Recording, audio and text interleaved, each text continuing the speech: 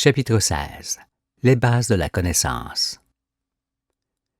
Lorsque vint le moment de la naissance de l'homme, Dieu ne forma pas un couple unique sur un seul continent, mais plusieurs couples en tout pays, sur toutes les latitudes et en fonction du climat du moment. Nous comprendrons cela avec les déplacements de la terre qui se firent après l'éclairement du soleil. Car c'est enfin des va-et-vient, c'est-à-dire enfin des ères qui devaient d'abord se dérouler pour que la terre devienne l'un des magnifiques jardins du ciel, que Dieu acheva de bâtir le monde par l'homme qu'il créa dans 4 couleurs. Adam et Ève. Sur cette formation des hommes qui eut lieu au 6e jour, il est écrit: Dieu créa l'homme à son image. Il le créa à l'image de Dieu. Il créa l'homme et la femme. Quand on évoque l'homme et la femme, on évoque tous les hommes et toutes les femmes. Or, il est bien dit dans l'Écriture que Dieu créa l'homme et la femme, et non qu'il créa un seul homme et une seule femme, desquels descendrait toute l'humanité. Non, Adam et Ève ne sont nullement ce couple originel auquel vous croyez, mais le nom de l'homme masculin et féminin depuis les commencements jusqu'à ce jour, et pour toujours. Il est écrit aussi qu'Ève est la mère de tous les vivants, parce que la femme est effectivement la mère de tous les hommes. Mais aucun genre d'être vivant ne peut descendre d'un seul couple, car la consanguinité s'y oppose formellement. C'est pourquoi, lorsqu'un couple fut créé au moment favorable, d'autres couples de même genre furent créés pareillement, un peu plus loin et en même temps, à partir d'éléments semblables et propices à leur vie. Cessez alors de croire que toute l'humanité descend d'un seul couple. Dieu condamne fortement l'inceste, cet acte immoral qui est l'un des plus grands facteurs de dégénérescence. Pourquoi aurait-il alors obligé ses enfants à commettre un tel péché aux origines? Revoyez plutôt vos jugements sur les commencements de l'humanité, car, à cause des religions, vos pensées sur la création ne sont point imprégnées de dignité. Le péché d'Adam. Dès après qu'il eut créé le monde, Dieu défendit à l'homme de manger de l'arbre de la connaissance du bien et du mal, parce que ce n'était point encore l'heure où il pouvait discerner l'un l'autre. Il lui intima cet ordre. Tu pourras manger de tous les arbres du jardin, mais tu ne mangeras pas de l'arbre de la connaissance du bien et du mal, car le jour où tu en mangeras, tu mourras. À la suite de quoi, le serpent dit à la femme: Vous ne mourrez point, mais Dieu sait que, le jour où vous en mangerez, vos yeux s'ouvriront et que vous serez comme des dieux, connaissant le bien et le mal. Séduite par ces paroles prometteuses du serpent, la femme mangea du fruit de l'arbre de la connaissance. Elle en donna aussi à son mari, et il en mangea. Cela mit Dieu en colère, et il réprimanda la femme. Puis il dit au serpent: Je mettrai inimitié entre toi et la femme, entre ta postérité et sa postérité. Celle-ci t'écrasera la tête, et tu la blesseras au talon. Il réprimanda aussi l'homme. Puis Dieu vêtit Adam et Ève, aujourd'hui avec la connaissance.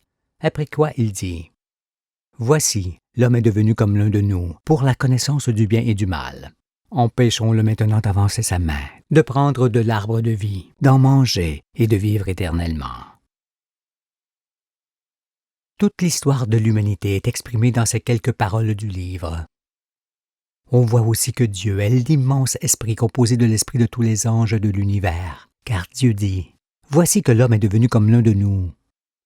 On voit également que l'une des raisons d'être de l'homme est la vie éternelle qu'il doit acquérir par élévation spirituelle. C'est pour cela que Dieu dit: Empêchons-le maintenant, ce qui n'est point une interdiction, mais le renforcement du mérite de celui qui sera victorieux de l'épreuve de l'instruction. Si donc je vous ressuscite, vous serez victorieux et vous ne pourrez plus mourir. L'Écriture dit que Dieu plaça l'homme dans le jardin pour le cultiver et le garder. Mais l'homme le détruit parce qu'il transgresse l'ordre que Dieu lui a donné. Il n'aurait point dû écouter la femme qui, après avoir entendu le serpent, crut que l'on vit éternellement, quoi que l'on fasse. C'est pourquoi, voulant toujours plus, elle a incité l'homme à manger de l'arbre de la connaissance. Et pour lui plaire, il fit des choses qu'il n'aurait point dû faire, cela conduisant à la fin du monde. Voilà ce que fut le péché d'Adam, le péché de l'homme. Ce fameux péché originel s'est perpétré jusqu'ici, parce qu'en n'ayant point encore en lui le discernement du bien et du mal, l'homme a pratiqué tout ce qui ne doit plus jamais être pratiqué. Il a agi en étant à côté de la vérité et non dans la vérité. Et aujourd'hui, où il apprend cette vérité, il en meurt, parce qu'il voit que ses œuvres sont mauvaises et qu'elles vont lui retomber dessus. C'est pourquoi Dieu dit à l'homme, « Le jour où tu mangeras de l'arbre de la connaissance, tu mourras. » Cela s'effectue parce que ce jour-là, on voit que le monde est fini et que l'on sait exactement pourquoi il est fini. C'est donc l'homme ancien qui meurt avec le monde qu'il a bâti pour laisser place à l'homme nouveau et au règne de Dieu. Mais parce qu'elle enfante comme la terre, en prolongeant ainsi l'œuvre du Créateur, la femme crut que l'homme ne serait point châtié s'il désobéissait à Dieu. Elle pensait au contraire, et comme le serpent le lui a dit, qu'au terme des 6 jours où le monde apprendrait la vérité, tous les hommes et toutes les femmes ouvriraient les yeux et seraient comme des dieux, connaissant le bien et le mal. Elle ne saisit manifestement pas l'avertissement de Dieu et se laissa aisément séduire par les paroles prometteuses du serpent. Il s'agit évidemment d'une allégorie là aussi, car les serpents ne parlent pas, pour montrer que, durant les ténèbres, l'homme n'écoute point Dieu, son Créateur. Aussi, le monde qu'il bâtit est un monde de plus en plus douloureux. On remarque qu'il y a bien eu inimitié entre la postérité du serpent, tout ce que la terre produit, et la postérité de la femme, les hommes, car ces derniers sont irrespectueux de la création et détruisent tout, en sachant qu'ils condamnent leurs propres enfants. C'est donc aujourd'hui que la femme écrase la tête du serpent et qu'elle en est blessée, parce qu'elle voit enfin que c'est à cause de lui que l'opprobre est tombé sur elle et qu'elle fut mise hors du camp, hors du monde, durant des siècles. Mais, au soir du monde, sa pénitence est finie, car Dieu la rappelle pour lui enlever son opprobre pour toujours. L'Écriture dit aussi que l'homme s'attachera à sa femme et qu'ils deviendront ensemble une seule chair. Cela parce que lorsque Adam et Ève sont attachés par les liens de l'amour, il s'établit entre eux la communion de leur être, qui est le mariage de leur corps et de leur cœur. C'est alors qu'ils ne font qu'un. Mais vous qui croyez encore que le péché originel est un péché de chair, avez-vous lu quelque part dans l'Écriture que Dieu punit Adam et Ève pour s'être connus? Non, le péché originel n'est nullement dû à l'acte de chair, mais à la désobéissance de l'homme envers son Créateur, qui lui avait défendu de manger de l'arbre de la connaissance.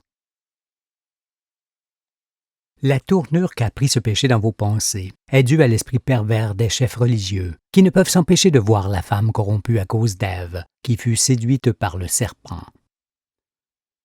Redoutant alors de se souiller avec les femmes, non seulement ils les dénigrent et les repoussent, mais encore ils sont parvenus à faire croire au monde entier que le péché originel était dû à l'union corporelle de l'homme et de sa femme.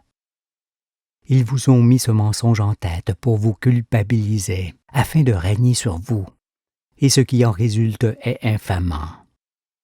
Je vous le dis, connaissant leur affaire, rien ne manque dans leurs propos, pas même de rendre le Créateur détestable, qui aurait créé la femme de sorte qu'elle soit un piège pour l'homme, alors qu'elle est sa récompense, son honneur et un don de Dieu. Avec les scientifiques qui vous font croire que vous êtes les enfants du chaos et des singes en évolution, ces sépulcres blanchis sont vos pires ennemis, car eux ajoutent que les enfants naissent depuis toujours du péché. Je vois que la vision que vous avez d'Adam et Ève et du serpent, ainsi que de toute la prophétie, ne dépasse pas celle des petits-enfants que les religieux éduquent avec des images, en leur faisant croire que l'Écriture se lit dans le sens de la lettre. Pourrez-vous alors me suivre, ou persisterez-vous dans vos croyances insensées? Écoutez, jusqu'à ce que Dieu appelle l'homme sur le soir, l'homme est nu, c'est-à-dire qu'il ne sait rien et n'en a point honte. Mais dès qu'il est instruit par l'Éternel, que sa nudité est couverte et que ses yeux s'ouvrent, il prend conscience de la réalité. Il voit alors ce qu'il n'avait vu, parce qu'il naît une deuxième fois. C'est pourquoi, lorsqu'il se lève, Adam marque à la fois l'achèvement du temps de l'ignorance et le commencement du temps de la connaissance. Ainsi, et comme l'Écriture en témoigne, on meurt en Adam et on renaît en Christ. Ce qui est le changement de l'homme et du monde, ainsi que l'accomplissement de la prophétie.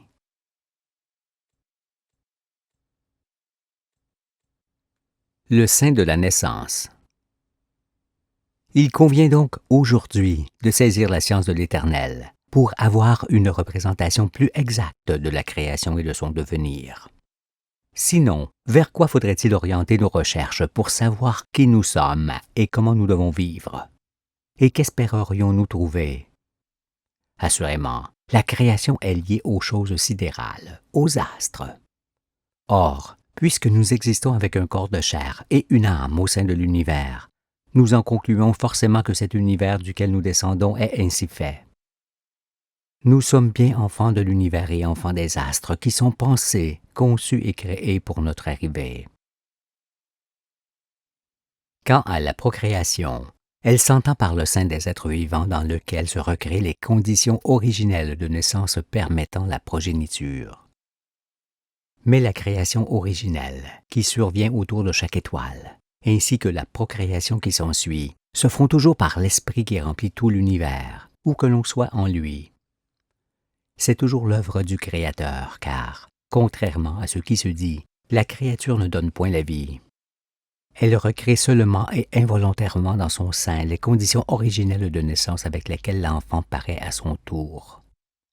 C'est pourquoi la création d'abord et la procréation ensuite sont toujours l'œuvre du Créateur et un même mouvement de naissance. Dieu n'a pas créé le monde une fois pour toutes, car il le crée constamment et sans discontinuer.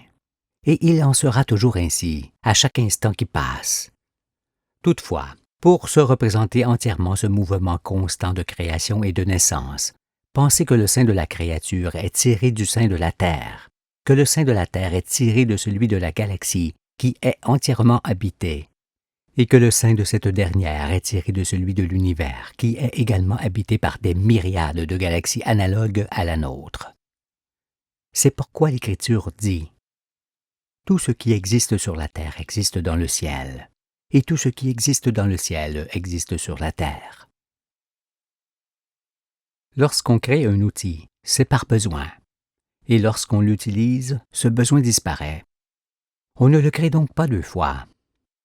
Pareillement, le Tout-Puissant forme les astres par sa science, puis, à partir des conditions de vie qu'il offre, il crée toutes les espèces successives jusqu'à l'homme, pour que l'homme soit sa demeure. Sur Terre, comme sur chaque nouvelle terre de la galaxie, Dieu crée les hommes de sorte qu'ils se multiplient ensuite eux-mêmes, en étant responsables de leur postérité. Pour se représenter cela, prenons cet exemple. Comme la forêt ne peut exister sans les arbres qui la composent, ni ces derniers sans la forêt où ils se trouvent, ou encore, comme l'astre ne peut exister sans les particules qui le constituent, ni ces dernières sans l'astre où elles se forment. Dieu n'existe point sans les hommes, ni ces derniers sans Dieu.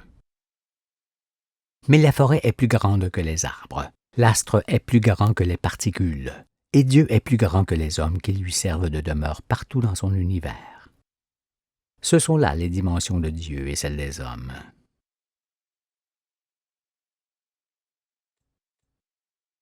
Les évidences de l'existence. Lorsqu'on explique à quelqu'un l'ouvrage que l'on vient de faire, on lui montre pourquoi et de quelle manière on l'a fait. Mais pour être entièrement juste dans les domaines de la science, il est nécessaire d'expliquer pourquoi l'homme existe tel qu'il est avec son esprit, duquel son œuvre sort. L'œuvre d'un homme montre en elle-même celui qui l'a faite, les deux étant indissociables. L'homme produit des œuvres selon ses besoins, mais d'aucune façon il ne fait la science qu'il a fait lui-même. Je vous demande alors de constater que ce qui sort de vos mains vient de votre esprit, et que vous-même êtes forcément le fruit d'un esprit plus grand. Ce grand esprit, c'est Dieu, l'esprit céleste qui remplit tout l'univers au milieu duquel les astres évoluent. Puisque les œuvres humaines ne sont point conçues et créées par hasard, involontairement, mais par pure volonté, l'homme ne peut être en soi le fruit du hasard, sinon le hasard s'arrêterait à lui forcément. Comment comprendriez-vous qu'une maison soit le fruit de la volonté de l'homme qui l'a bâtie à dessein, et que l'homme, lui, soit le fruit du hasard. Mais pour créer un homme, il faut plus d'intelligence que pour faire les œuvres qui sortent de ses mains. Et puisque c'est à dessein que l'on fait un ouvrage, on est soi-même fait à dessein. Et le dessein du Créateur est celui de faire venir les hommes pour qu'ils soient chacun sa propre existence et vivent tout le chemin de la vie, tel qu'il est conçu dans la deuxième partie du livre. Entendez ici que le propre de l'homme, c'est de pouvoir saisir la science par laquelle il existe, pour devenir éternel. Il est pareillement incontestable que si l'on désire expliquer l'existence d'une maison, ainsi que les matériaux qui furent nécessaires à sa construction, on devra au préalable démontrer l'univers entier avec tous ses éléments. C'est-à-dire qu'on devra expliquer les étoiles, les planètes et leurs satellites qui composent les galaxies. Cela en démontrant l'électromagnétisme par lequel ces astres existent et évoluent. Il en sera ainsi jusqu'à la formation de la Terre, de ses continents, de son eau et des airs nécessaires à la création des espèces successives jusqu'à l'apparition des hommes et de soi-même au jour où l'on contemple cette maison. Vous le voyez, il faut percevoir le tout avant d'en arriver à la compréhension de soi et de l'œuvre que l'on fait. Cela signifie également qu'on ne peut comprendre une chose ou un être à partir de ce que l'on observe d'eux. Non, on ne peut pas expliquer la Terre à partir de la Terre, ni le Soleil à partir du Soleil, ni l'homme à partir de l'homme. On ne peut le faire qu'à partir des éléments qui amènent leur existence. Dans la deuxième partie du livre, vous saisirez ces paroles. Car, comme une figure fort complexe peut être représentée par une esquisse fort simple, je montrerai aux yeux de tous la figure complexe de l'univers avec peu de traits. Et là, vous comprendrez qu'il suffit de connaître l'essentiel pour être sur la voie, mais qu'il ne peut se révéler qu'avec des évidences indéniables, susceptibles d'aucune démonstration. La première de ces évidences, à l'origine de tout raisonnement, est celle-ci. Puisque nous sommes tirés de l'univers et vivants, c'est que l'univers est lui-même vivant.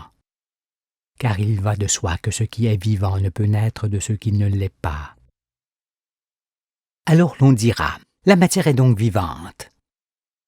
Effectivement, la matière est vivante et les astres le sont. Mais les astres ont leur vie d'astres. Les plantes ont leur vie de plantes. Les animaux ont celle de leur espèce, et les hommes, qui sont le tout, ont en eux la vie de Dieu. Si je dis ici que l'esprit qui vous anime est une activité électromagnétique découlant de celle des astres et des particules qui les composent, ainsi que des mondes vivants, vous ne pouvez encore savoir de quoi je parle. Mais progressivement, je vous le ferai saisir en vous montrant que l'univers entier est une activité électromagnétique qui est à la fois force, corps et esprit de l'Éternel. Alors, tout s'éclairera en vous.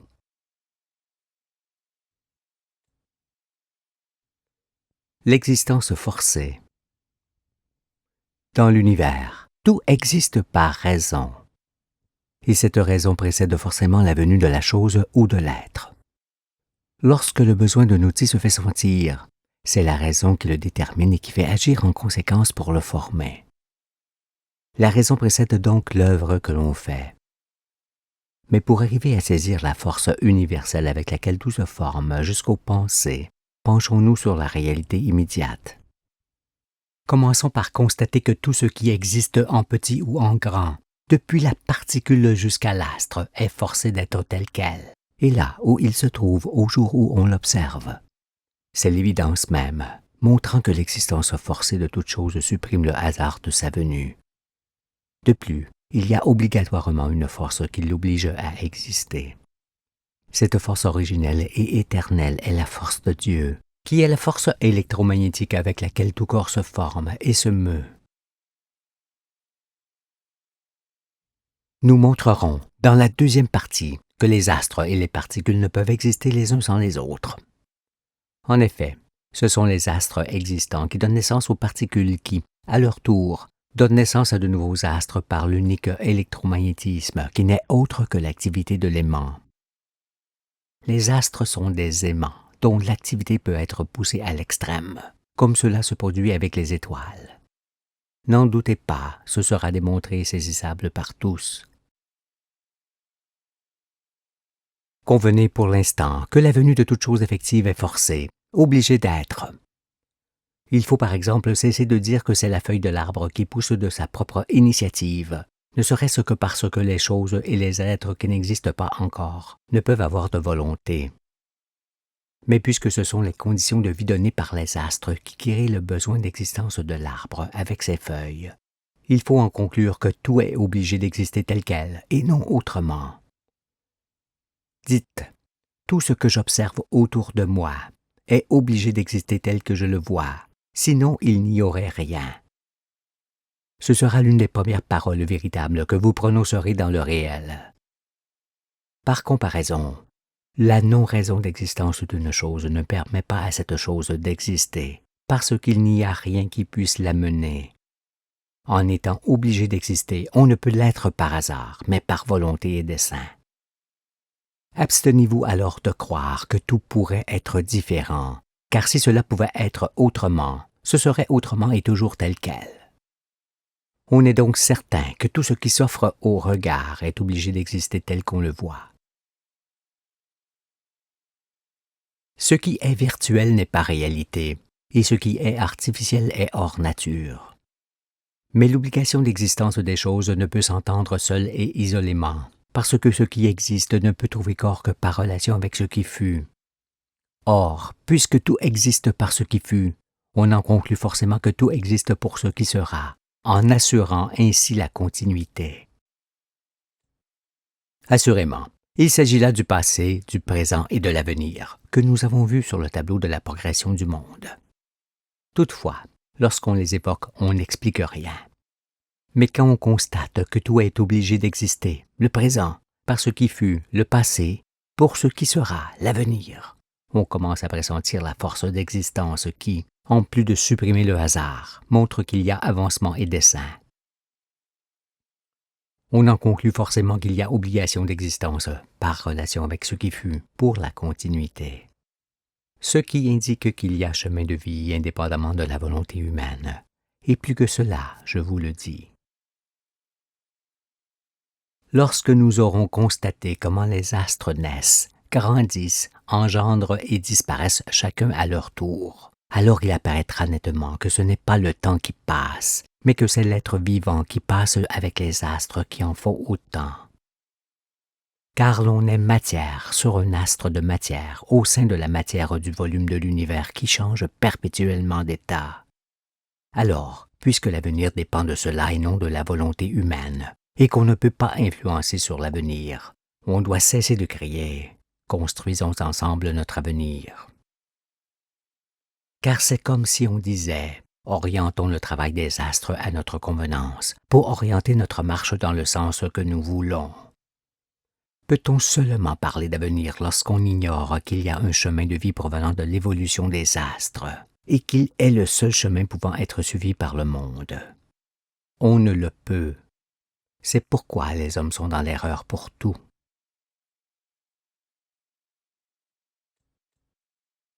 Les éléments de l'univers. Lorsqu'on sait qu'un satellite devient une planète, puis une étoile selon les circonstances, peut-on dire qu'il existe 3 sortes d'astres? Cela est impossible, puisqu'il s'agit du même qui change. Cela est semblable pour la particule.